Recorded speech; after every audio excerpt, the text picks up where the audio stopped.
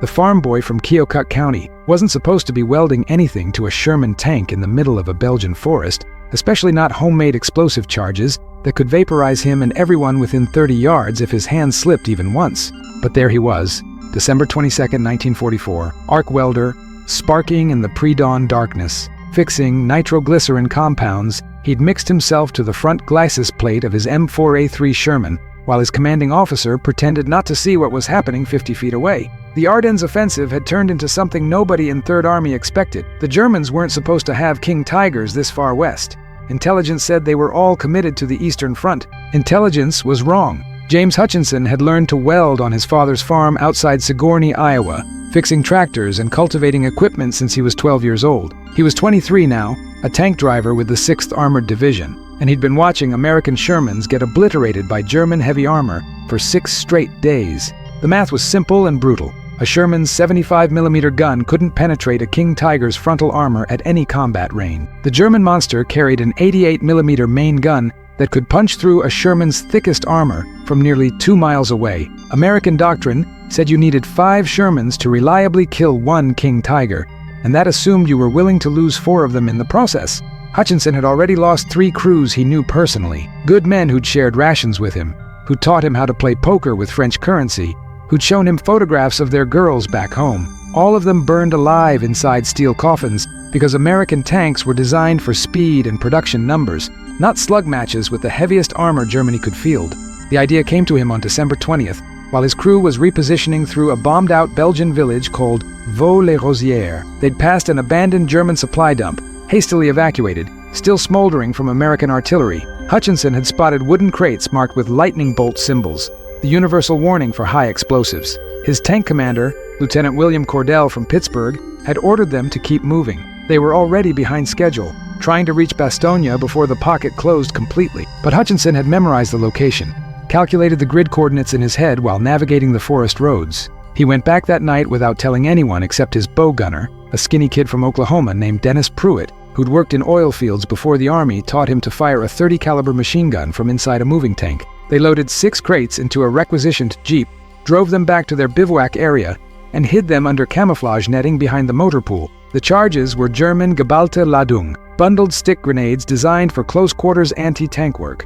Each bundle contained approximately 1 kilogram of high explosive. Hutchinson knew it wasn't enough, not against a King Tiger's armor. But his father had taught him something valuable about chemistry and farming, something about how certain compounds could be coaxed into producing effects far beyond their standard applications. Nitroglycerin wasn't hard to manufacture if you understood the principles. Alfred Nobel had figured it out in the 1860s, and Iowa farmers had been using variations of it for decades to clear stumps and blast through limestone when they needed new wells. Hutchinson's father kept the ingredients locked in their barn, along with detailed instructions written in his grandfather's handwriting from the turn of the century. The problem with nitroglycerin was stability. Pure liquid nitro would detonate if you looked at it wrong, if the temperature changed too fast, if you transported it over rough roads. But absorbed into diatomaceous earth, mixed with certain stabilizing compounds, it became dynamite, something you could actually handle without committing immediate suicide. Hutchinson didn't have diatomaceous earth in the Belgian forest. What he had was sawdust from a demolished lumber mill, clay from a stream bank, and the kind of desperate certainty that comes from watching your friends die because your equipment wasn't good enough. He spent 2 days mixing compounds in the woods, working by firelight after dark, using chemical knowledge he'd learned from his father and procedures he'd memorized from a mining manual he'd read in high school. Pruitt stood watch, ready to shoot anyone who got too curious about what the Iowa farm boy was doing with German explosives and improvised chemistry sets. The mixture he produced wasn't stable dynamite. It was something more dangerous and considerably more powerful. The sawdust and clay absorbed the nitroglycerin compound, creating a malleable putty that wouldn't detonate from shock or friction, but would absolutely explode with devastating force when triggered by the detonators from the German stick grenade. Hutchinson shaped the compound to flat charges, roughly 12 inches square and 3 inches thick. He made 8 of them, each one containing enough explosive force to crater a road or collapse a small building. Then he welded steel plates to the back of each charge, creating shaped devices that would direct their explosive force forward in a concentrated jet, capable of penetrating armor that no Sherman gun could touch. The physics were sound. British forces had already experimented with similar concepts. The problem was delivery. You couldn't throw these charges at a King Tiger. You couldn't mount them on the end of a pole and hope to survive getting close enough to use them. You needed a platform that could close the distance, something the Germans wouldn't immediately vaporize at long range. Hutchinson's solution was insane by any conventional military standard. He would weld the charges directly to his Sherman's bow, angled slightly upward, and wire them to detonate on command from inside the tank. The detonation would happen less than 2 feet in front of the driver's position, where Hutchinson himself sat during combat operations. If anything went wrong with the shaped charge design, if the force wasn't directed properly forward, the explosion would kill him instantly and probably gut the entire tank. But if it worked, if the shaped charges performed as calculated, they would give his Sherman something it never had before: the ability to kill a King Tiger from the front at point-blank range. Lieutenant Cordell found him welding on the morning of December 22nd. The officer stood in the darkness, watching sparks cascade off the Sherman's hull, saying nothing for almost 5 minutes. Finally, he asked Hutchinson what exactly he thought he was doing. Hutchinson explained the chemistry, the shaped charge principle, the mathematics of penetration values and standoff distances. He explained that he'd tested one charge against a destroyed German Panther tank they'd found abandoned in the woods, and the jet of explosive force had punched completely through the Panther's frontal armor, through the engine block, and out the back of the hull. Cordell listened, without interrupting. Then he asked the only question that mattered. Could Hutchinson guarantee the charges would direct their force forward, and not kill everyone inside the Sherman when they detonated? Hutchinson couldn't guarantee anything. He was a farmer from Iowa who'd learned chemistry from his father and welding from necessity. He wasn't an engineer. He hadn't attended university. He was working from theory and improvisation, and the desperate certainty that something had to change, or more American crews would burn. Cordell thought about it for maybe 30 seconds. Then he told Hutchinson to finish the installation and be ready to move out at 0600. He also told him that if this got them all killed, he was going to haunt Hutchinson's ass for eternity. The 6th Armored Division received orders that morning to push east toward Bastogne, engaging and destroying German armor wherever they encountered it. Intelligence reported at least 2 King Tigers operating along their axis of advance, supporting German infantry attempting to maintain the encirclement of the 101st Airborne. Hutchinson's platoon moved out in column formation, 5 Shermans threading through frozen forest roads where snow had been churned into icy mud by tracked vehicle. The temperature was hovering around 15 degrees Fahrenheit. Their breath crystallized inside the tank. The engine complained but kept running. They found the first King Tiger just after 0800, sitting in a hull-down position at the edge of a clearing, covering the only road that led east. The German tank was positioned perfectly, glacis plate angled behind an earthen berm, only its turret visible, 88mm guns sweeping slowly back and forth. The platoon leader, Captain Morris from Texas, immediately radioed for air support and artillery. The response came back negative. Weather was too bad for air operations. Artillery was committed to counter-battery fire against German guns shelling Bastogne. They were on their own. Standard doctrine said to withdraw, find another route, avoid engagement with superior armor whenever possible. But there wasn't another route. The forest was too dense for cross-country movement. The Germans knew it, which was why they'd positioned the King Tiger exactly where American relief columns had to pass. Captain Morris asked if anyone had any bright ideas. Hutchinson keyed his radio and volunteered his Sherman for a frontal approach. The captain asked if Hutchinson had lost his mind. Hutchinson explained what was welded to his bow plate. There was a long silence on the radio. Then Morris told everyone else to provide suppressing fire and said if Hutchinson wanted to commit suicide, he wasn't going to stop him. The plan was simple and completely insane. The other 4 Shermans would advance to engagement range and pour high explosive and armor-piercing rounds at the King Tiger, not expecting to penetrate, but hoping to obscure the German gunner's vision and disrupt his targeting. While the Germans were focused on the obvious threat, Hutchinson would charge directly at them, closing the distance as fast as his Sherman could move, attempting to ram the King Tiger or get close enough that his welded charges would be effective. If these memories of sacrifice resonate with you, please consider liking this video, leaving a comment with your thoughts, and subscribing to ensure these stories are never forgotten. Hutchinson put his transmission into high gear and gunned the engine. The Sherman lurched forward, tracks biting into frozen earth, accelerating from concealment toward the German position. Behind him, 4 other Shermans opened fire simultaneously, pumping rounds at the King Tiger as fast as their loaders could work. The German tank returned fire immediately. Hutchinson watched the muzzle flash, saw the armor-piercing round streaking toward his platoon, heard the impact and explosion as one of the covering Shermans took a direct hit to its turret. The radio filled with screaming, then went silent. He kept the accelerator pressed to the floor. The Sherman wasn't designed for speed, but it could manage 25 miles per hour on level ground when the driver wasn't worried about mechanical reliability or fuel consumption. Hutchinson wasn't worried about anything except closing the distance before the King Tiger's gunner could rotate his turret far enough to target the tank charging directly at him. 200 yards. The King Tiger fired again, taking out a second covering Sherman. The German crew had figured out the tactic now. They were tracking Hutchinson's movement, calculating deflection and lead time. 150 yards. Hutchinson could see individual details on the German tank now, could see the commander's cupola, could see spare track links welded to the turret for additional protection, could see the main gun starting to traverse in his direction. 100 yards. The King Tiger fired. The round hit Hutchinson's Sherman on the right sponson, punched through the armor, and killed the assistant driver instantly. Pruitt, in the bow gunner position, was screaming into the intercom, the tank filled with smoke and the smell of burning metal. Hutchinson didn't stop. He couldn't stop. If he stopped now, the next German round would finish them. The only direction that offered any chance of survival was forward, directly into the thing that was trying to kill them. 75 yards. The welded charges on his bow plate were clearly visible now, and maybe the German commander could see them too, could see something unusual about the American tank that was charging his position, like a battering ram instead of trying to engage at range. 50 yards. The King Tiger's gun was traversing, trying to track, trying to bring the main gun to bear for a kill shot at point-blank range. But the turret traverse mechanism on a King Tiger was slow, designed for precision rather than speed, and Hutchinson was inside the German gunner's reaction time now. 25 yards. Hutchinson could see the King Tiger's driver viewport, could imagine the German crew inside screaming at each other, confused about why an American tank was still coming, still accelerating, closing to ramming distance.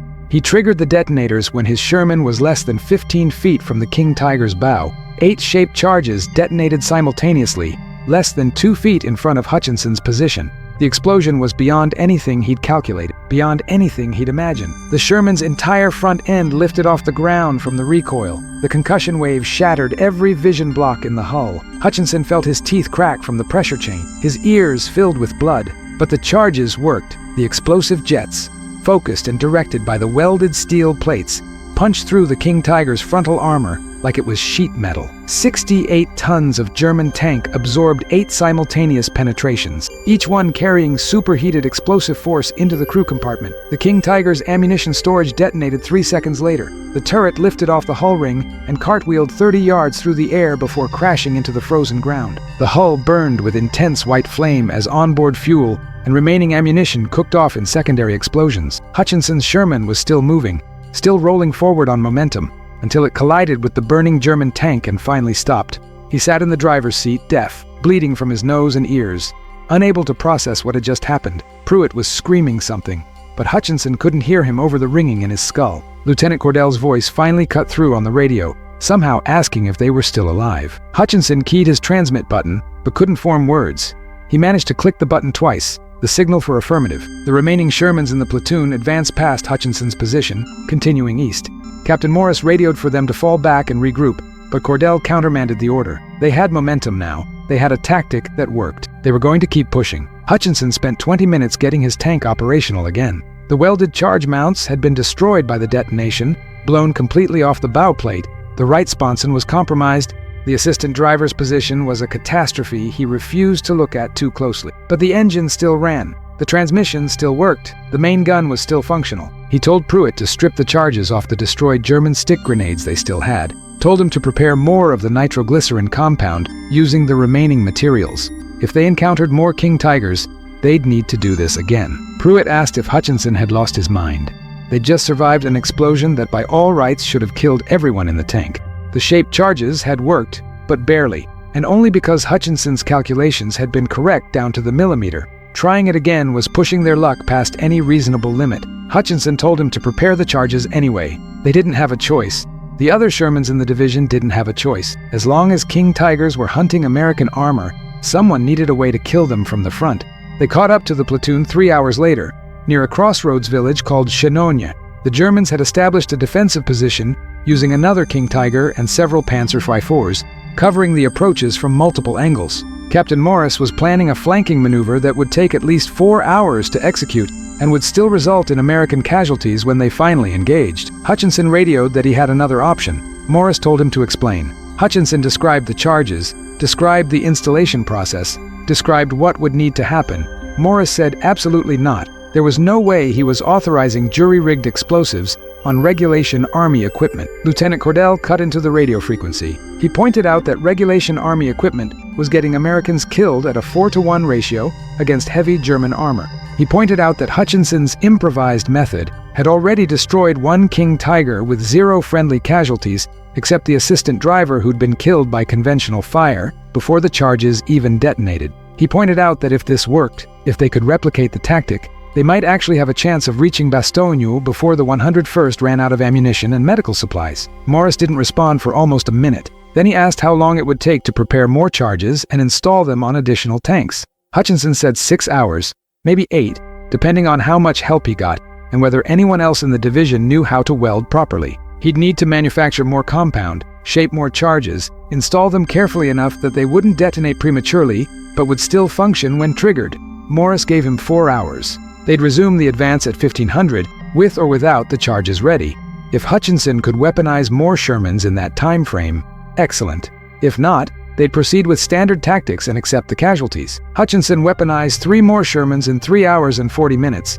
He had help from 2 other tank crews who'd worked construction before the war, who understood welding and weren't afraid of working with explosives that could kill them if mishandled. They worked without stopping, mixing compounds in the woods, shaping charges, welding mounts onto bow plates, while other crews watched nervously from a distance.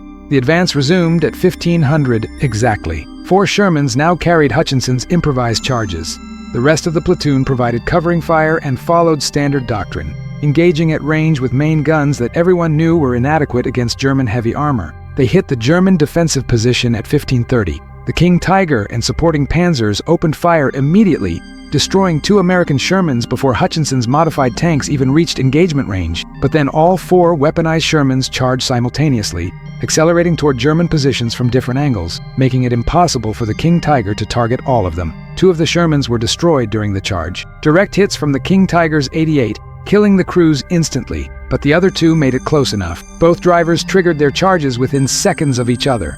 Both King Tiger positions detonated. Both German heavy tanks were mission killed, their crews either dead or abandoning the vehicles as ammunition stores cooked off. The supporting Panzer IV withdrew immediately, recognizing that American armor now had a way to kill the heaviest tanks Germany fielded. The crossroads fell to American control by 1600. Captain Morris radioed Hutchinson and asked how many more charges he could manufacture. Hutchinson did the math in his head, calculated remaining materials and available time. He said maybe 20, possibly 30 if they could scavenge more German explosives from captured positions.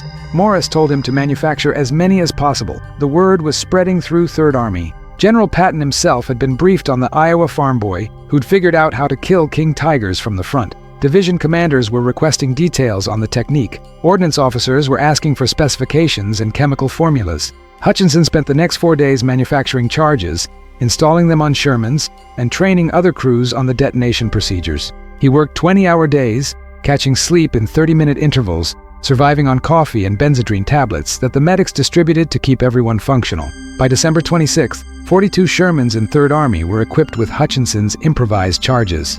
They'd accounted for 6 confirmed King Tiger kills, another 3 probable kills where German tanks were abandoned after taking charge impacts, and psychological effects that nobody could quantify, but everyone could observe. German heavy armor was withdrawing from forward positions, unwilling to engage American Shermans at close range where the charges were effective. The relief column reached Bastogne on December 26 at 1645, breaking the German encirclement and linking up with the 101st Airborne. Hutchinson's Sherman was in the lead vehicle of the column. Charges expended, tank damaged, crew exhausted but alive. The 101st commander, General McAuliffe, personally asked to meet the tank crew that had pioneered the technique that broke German armor superiority in the Ardennes. Hutchinson stood in a frozen Belgian street, covered in grease and chemical residue, and dried blood from burst eardrums, while a brigadier general shook his hand and asked where he'd learned chemistry. Hutchinson told him, "Iowa, sir, farming country outside Sigourney. His father taught him how to clear stumps and blast limestone for wells." McAuliffe asked if his father knew that farm boy chemistry was currently changing the tactical calculus of armored warfare in Europe. Hutchinson said he'd write home and let him know. The charges became semi-official doctrine in January 1945. The Army didn't formally authorize them, couldn't formally authorize them, because homemade explosives welded to regulation tanks by farm boys violated approximately 600 different safety protocols and procurement regulations. But division commanders looked the other way. Ordnance officers quietly provided materials, and crews that wanted the charges got them without asking too many questions about official authorization. Hutchinson trained installer teams, supervised manufacturing processes, refined the chemical formulas to improve stability and penetration performance. By February, the charges had accounted for over 30 confirmed King Tiger kills, and countless more instances where German armor refused to engage American tanks at close range. The war in Europe ended in May. Hutchinson shipped home to Iowa in July, 24 years old, partially deaf from repeated exposure to explosive concussions, carrying wounds that wouldn't show up on any medical examination, but would wake him up at night for the next 60 years. He never talked about the war except when specifically asked. When veterans groups requested his presence at reunions or memorial services, he usually declined. He returned to farming, married a girl from the next county over, raised 3 children who didn't learn about their father's war service until they were adults. The Army never formally recognized his contribution. There was no medal, no commendation, no official acknowledgement that a farm boy from Iowa had improvised a solution to a tactical problem that doctrine and engineering hadn't solved. The charges violated too many regulations. The methods were too dangerous. Acknowledging them officially would have required explaining why conventional American armor was inadequate in the first place. But the tank crews knew. The men who served in 3rd Army during the Ardennes knew. They knew that when American Shermans faced German King Tigers in close combat after December 1944, the Americans had a chance. And that chance existed because a kid from Keokuk County understood chemistry and wasn't afraid to weld explosives to his own tank. Hutchinson died in 2008, 87 years old, in the same farmhouse where he'd been born. His children found boxes of letters in the attic after the funeral, correspondence from tank crews he'd trained, from men who credited him with saving their lives, from veterans who wanted him to know that what he'd done mattered. One letter was from Lieutenant Cordell, written in 1986, 42 years after the Ardennes. Cordell had become a mechanical engineer after the war, had worked on armor development for the Army during Korea and Vietnam. He wrote that every time he'd designed or evaluated a tank system, he'd thought about Hutchinson standing in a Belgian forest, mixing compounds by firelight, welding charges to a Sherman because the equipment they'd been given wasn't good enough and someone needed to fix it. He wrote that Hutchinson had understood something fundamental about warfare that academics and engineers sometimes forgot, that technology and doctrine mattered, but they mattered less than soldiers who refused to accept that their friends had to die because the equipment wasn't adequate. That innovation in combat came from people who saw problems and solved them, regardless of whether they had authorization or engineering degrees or official support. Cordell ended the letter by saying he'd never told Hutchinson this during the war, but watching him weld those first charges in December 1944 was the bravest thing he'd ever witnessed.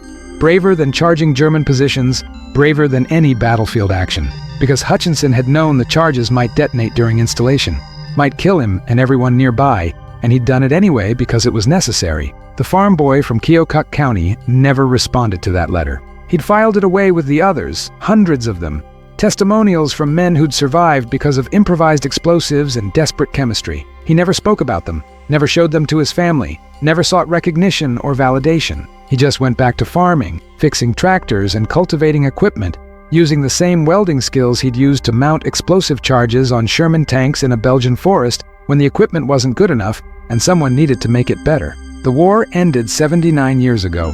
The men who fought it are almost all gone now, but the lesson remains, carved into history by a farm boy who understood that sometimes you don't wait for better equipment or official authorization or perfect conditions. Sometimes you just mix the compounds, shape the charges, weld them to the tank, and drive directly at the thing that's killing your friends because that's what needs to happen, and you're the person who can make it happen. That's what James Hutchinson did in December 1944, and 6 King Tigers burned because an Iowa farmer understood chemistry and wasn't afraid to make things right. The official records don't tell the complete story, but then official records rarely do when it comes to improvised warfare and desperate innovation under fire. The Army's after-action reports from the Ardennes offensive mention unconventional anti-armor tactics employed by elements of 6th Armored Division in exactly 3 places across 400 pages of documentation. There's no mention of Hutchinson's name, no reference to welded charges or farm boy chemistry, just sterile language about field expedient modifications that produced tactically significant results against heavy enemy armor. But the men who were there remembered differently. They remembered specifics that never made it into official reports, details that were too irregular for formal documentation, too dangerous to acknowledge in records that might be reviewed by Pentagon bureaucrats who cared more about procurement regulations than battlefield effectiveness. Dennis Pruitt, the bow gunner from Oklahoma, who'd helped Hutchinson steal German explosives and manufacture the first charges, kept a journal throughout the war. He wrote in it every night when circumstances permitted, documenting things he knew the official record would ignore or sanitize. The journal survived 63 years in a footlocker in his garage before his grandson discovered it and recognized what he was reading. Pruitt's entry from December 23, 1944, described watching Hutchinson mix nitroglycerin compounds in a Belgian forest using chemistry he'd learned from his father and procedures he was making up as he went along. Pruitt wrote that he genuinely believed they were both going to die, that the compounds would detonate during mixing or installation, that he was watching his driver commit elaborate suicide for reasons he couldn't fully understand. But Hutchinson had been calm throughout the entire process, methodical, treating volatile explosives with the same careful attention he'd probably given to fixing tractors back in Iowa. Pruitt wrote that it was the calmness that terrified him most, the way Hutchinson worked without apparent fear or doubt, like he'd done this 1,000 times before, even though they both knew he was improvising from theory and farm boy experience. The journal described the first charge installation in detail that would make ordnance officers nauseous. Hutchinson had welded the mounts directly to the Sherman's bow plate while the nitroglycerin compound was already shaped and positioned, working inches away from enough explosive force to vaporize the entire tank. Standard procedure said you installed the mounts first, then carefully positioned the charges. But Hutchinson hadn't had time for standard procedure, hadn't had the luxury of doing things safely when German King Tigers were killing American crews every time they encountered them. Pruitt wrote that he'd asked Hutchinson what would happen if the welding heat triggered the compound, if the arc ignited the sawdust or destabilized the nitroglycerin. Hutchinson had answered without stopping his work, without even looking up from the weld. He'd said that if it detonated during installation, they wouldn't know about it, wouldn't feel anything, would just stop existing in the space between one heartbeat and the next. Pruitt had asked if that was supposed to be comforting. Hutchinson had said no, it was just the truth, and the truth was better than pretending they were doing something safe when everyone knew they weren't. The journal entry ended with Pruitt writing that he'd never been more afraid in his life than during those welding sessions, and he'd been in combat for 7 months at that point, had been shot at by everything from small arms to artillery. But watching Hutchinson work inches away from improvised explosives was different, was worse somehow, because it wasn't random chance or enemy action that might kill them. It was their own choices, their own hands, their own desperation, making them work with materials that could end them instantly if anything went wrong. After the war, Pruitt became a high school chemistry teacher in Tulsa. He taught for 38 years, and every time he covered the chapter on nitroglycerin and explosive compounds, he thought about December 1944 and the Iowa farm boy who'd mixed those compounds in a frozen forest while German armor hunted American tanks through the Ardennes. He never told his students about it, never mentioned the war except in the vaguest terms, but he kept Hutchinson's photograph on his desk for his entire teaching career. A snapshot from Belgium showing a young man covered in grease and chemical residue, standing next to a Sherman tank with welded charges visible on the bow plate. Students who asked about the photograph were told it was an old friend from the service, nothing more. Lieutenant William Cordell's story continued long after the Ardennes. He returned to Pittsburgh in 1946, used the GI Bill to finish his engineering degree at Carnegie Tech, and went to work for the Army's Ordnance Department designing armor systems for the next generation of American tanks. His personnel file, now declassified, shows that he submitted 14 separate design proposals between 1950 and 1968,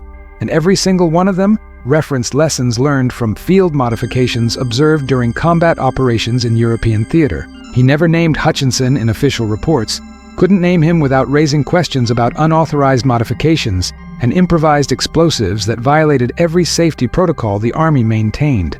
But his designs consistently emphasized modularity and field adaptability, the ability for tank crews to modify their vehicles based on battlefield conditions without requiring factory support or formal authorization. He argued that American armor doctrine was too rigid, too dependent on predetermined configurations that didn't account for unexpected threats or tactical situations the designers hadn't anticipated. His proposals were consistently rejected by procurement committees who prioritized standardization and cost control over battlefield flexibility. The committees wanted tanks that could be mass-produced to exact specifications, maintained through standardized procedures, operated by crews trained on uniform equipment. They didn't want tank commanders making field modifications based on local conditions and improvised solutions. Cordell retired from the Ordnance Department in 1971, frustrated and disillusioned.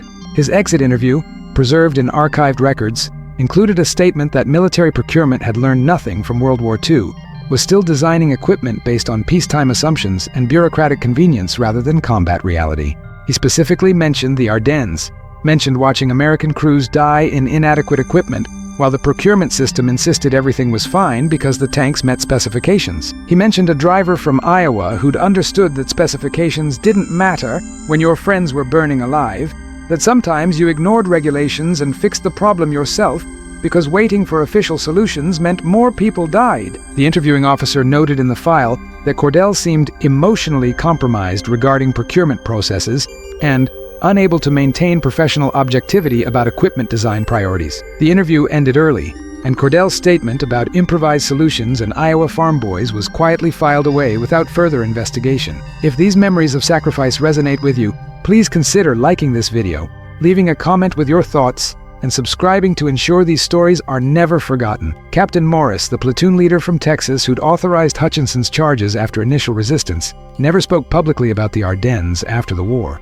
He declined interview requests from historians, refused to participate in veterans' reunion events, wouldn't discuss his service even with family members who asked. But in 1992, when he was 74 years old and dying from lung cancer, he gave a single interview to a graduate student researching unconventional tactics in armored warfare. The interview transcript runs to 47 pages of single-spaced text, most of it focused on December 1944 and the decisions that Morris said haunted him for nearly 50 years.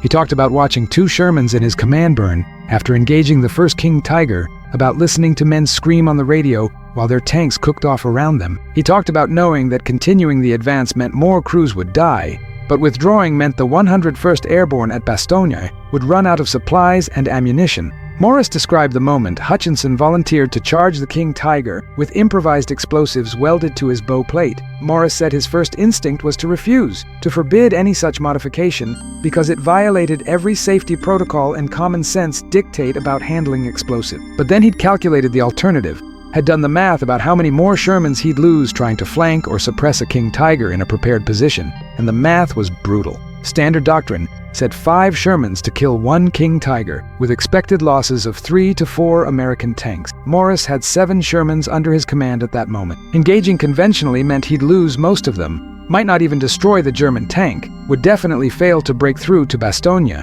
Letting Hutchinson try his improvised charges meant risking 1 crew against the possibility of killing the King Tiger without additional losses. Morris told the interviewer that he'd made the decision based on cold tactical calculation, that he'd authorized Hutchinson's approach because the numbers made sense, because risking 1 Sherman crew was better than losing 3 or 4. But then, he'd watched Hutchinson's tank charge directly at the King Tiger, had watched the charges detonate, had seen the German tank's turret cartwheel through the air, and he'd realized what he'd actually done. He'd sent a 23-year-old farm boy to detonate homemade explosives less than 2 feet from his own position. Explosives that could have killed Hutchinson and his entire crew if the shape charge design hadn't been perfect, if the welding hadn't been precise, if any one of 100 variables had been slightly different. Morris had made that decision knowing the risks, had authorized it anyway, because the tactical situation required it. The interviewer asked if Morris regretted the decision. Morris said he regretted everything about the war, every decision that got men killed or came close to killing them. But he didn't know what different choice he could have made given the same circumstances, the same tactical problem, the same desperate need to break through to Bastogne. The war had been full of decisions like that, choices where every option was terrible, and you picked the one that seemed least likely to get everyone killed. Hutchinson's charges had worked. The King Tiger had burned. Morris's platoon had continued the advance with minimal additional losses. More charges had been manufactured and installed on other tanks. The technique had spread through Third Army. American armor had gained a method to kill German heavy tanks from the front, evening tactical odds that had been stacked against them since the offensive began. Morris said that all of that was true, all of those outcomes had happened, but none of it changed the fact that he'd authorized a barely trained farm boy to weld nitroglycerin compounds to a tank and drive it directly at the heaviest armor Germany fielded. That decision had been necessary, had been right in the context of battlefield conditions and tactical requirements, but it was also something Morris knew he'd carry forever. The interview ended with Morris saying that if anyone ever asked what leadership in combat actually meant, he'd tell them about December 22, 1944, standing in a Belgian forest watching a kid from Iowa weld explosives to a Sherman tank because the equipment the Army had provided wasn't good enough. Leadership meant making decisions that might get people killed, meant authorizing actions that violated every safety protocol, meant trusting soldiers to do impossible things because the tactical situation left no alternative. Morris died 3 weeks after giving that interview. He never saw the transcript, never read what he'd said about Hutchinson and improvised charges and the decisions that haunted him. The graduate student who conducted the interview completed her dissertation on unconventional armor tactics and submitted it to her academic committee. It was rejected for insufficient primary source documentation and over-reliance on anecdotal evidence. She never published her research, and the interview transcript sat in a university archive for 28 years before anyone looked at it again. The broader story of Third Army's drive to Bastogne was well documented and widely celebrated. Patton's decision to pivot his entire army north in 48 hours, the speed of the relief column, the breakthrough that saved the 101st Airborne, all of it became part of American military legend. Books were written, films were made, monuments were erected, but the specific detail about how American Sherman suddenly became effective against King Tigers was quietly omitted from most historical accounts. Official histories mentioned improved anti-armor tactics without elaborating. Popular accounts focused on American determination and German overextension. The role of improvised explosives and farm boy chemistry was too irregular for clean historical narrative, too problematic for accounts that wanted to emphasize American industrial might and tactical doctrine. The few historians who investigated the charges in detail found that official records were deliberately vague or incomplete. After-action reports mentioned field modifications without specifying what those modifications were. Unit diaries noted unconventional engagement methods without describing the methods. Ordnance reports documented non-standard equipment configurations without providing technical details. It wasn't a conspiracy or cover-up, just institutional discomfort with acknowledging that American armor had required improvised battlefield solutions because standard equipment was inadequate. The Army didn't want to admit that doctrine had failed, that procurement had provided insufficient tools, that victory in the Ardennes had depended partly on soldiers ignoring regulations and building their own weapons because what they'd been issued wasn't good enough. Hutchinson himself never helped historians trying to document the charges. He declined interview requests, didn't respond to letters, refused to discuss technical details when researchers tracked him down at his farm in Iowa. His standard response was that the war had ended decades ago, that whatever had happened during the Ardennes didn't matter anymore, that he'd rather focus on farming and family than rehash events from his early 20s. The only exception was in 1982, when a former Sherman crewman named Robert Talbot showed up at Hutchinson's farm without warning or invitation. Talbot had served with a different unit during the war, had never met Hutchinson in Belgium, but had been part of a crew that received training on the improvised charges in January 1945. Talbot explained that his crew had encountered a King Tiger near the German border in February 1945. They'd used charges built to Hutchinson's specifications, had successfully destroyed the German tank at close range, had survived the engagement when conventional tactics would have gotten them killed. Talbot said he'd spent 37 years wanting to thank the person who'd figured out how to give American crews a fighting chance against German heavy armor. Hutchinson invited Talbot into his house,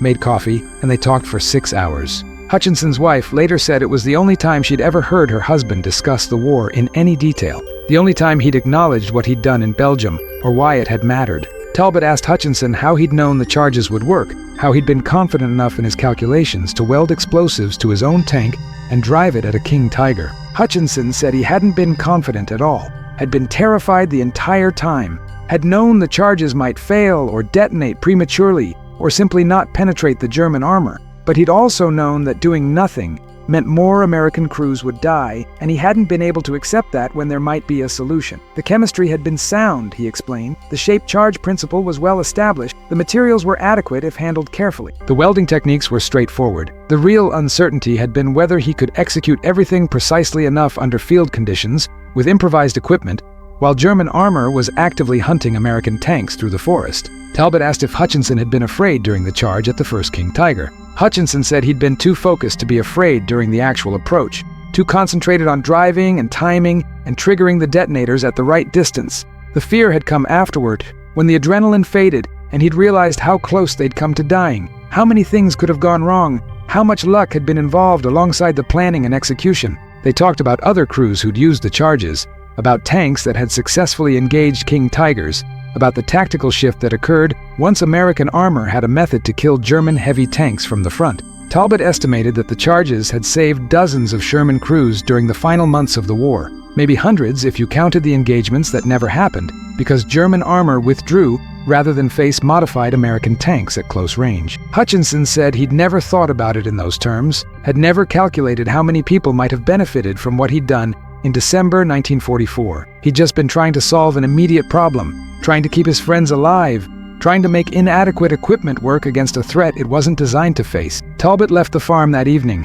and Hutchinson never saw him again. But Talbot told his family about the visit, told them about the Iowa farmer who'd changed armored warfare in Europe through improvised chemistry and desperate innovation. Talbot's son eventually wrote about the conversation for a veterans magazine in 2004, creating one of the few published accounts of Hutchinson's role in the Ardennes that included specific technical details and personal recollections. The article reached several hundred readers, mostly veterans and military history enthusiasts. It generated a handful of letters to the editor, some from former tankers who remembered the charges or had heard about them during the war. But it didn't create wider public awareness, didn't result in official recognition or historical reevaluation. Hutchinson's contribution remained largely unknown outside a small community of people who cared deeply about technical details of armored warfare during World War II. Hutchinson died 4 years after that article was published. His obituary in the local Iowa newspaper mentioned his military service in one sentence. James served in the Army during World War II in Europe.